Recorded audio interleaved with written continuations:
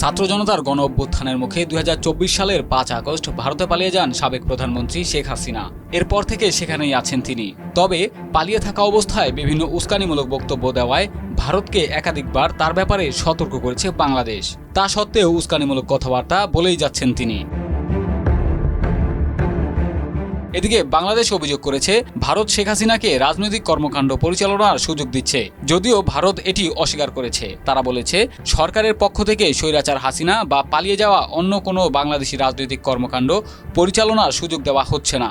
আর শেখ হাসিনা যেসব বক্তব্য দিচ্ছেন সেগুলো তিনি তার নিজস্ব যোগাযোগের ডিভাইস ব্যবহার করে করছেন, এতে সরকারের কোনো হাত নেই।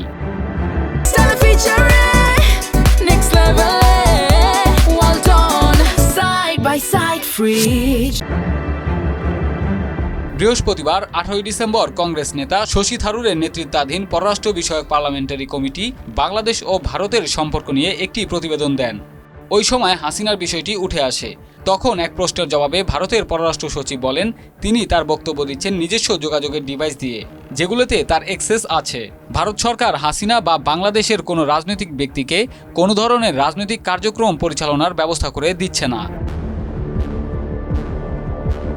অপরদিকে দেশটির পার্লামেন্টারি কমিটি বলছে হাসিনাকে ভারত মানবিক দিক বিবেচনা করে আশ্রয় দিয়েছে এবং ভারতীয় ভূখণ্ড থেকে তাকে কোনো রাজনৈতিক কার্যক্রম পরিচালনা করতে দিচ্ছে না। হাসিনাকে বাংলাদেশ ফেরত যে প্রত্যর্পণ নোটিশ পাঠিয়েছে সেভাবে পার্লামেন্টকে সার্বক্ষণিক অবহিত করতে সরকারকে আহ্বান জানিয়েছে এ কমিটি।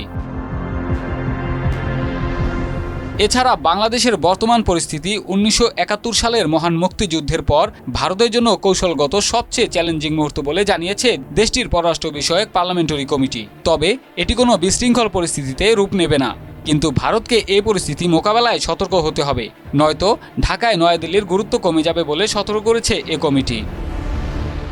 রাসেল হোসাইন, মাই টিভি।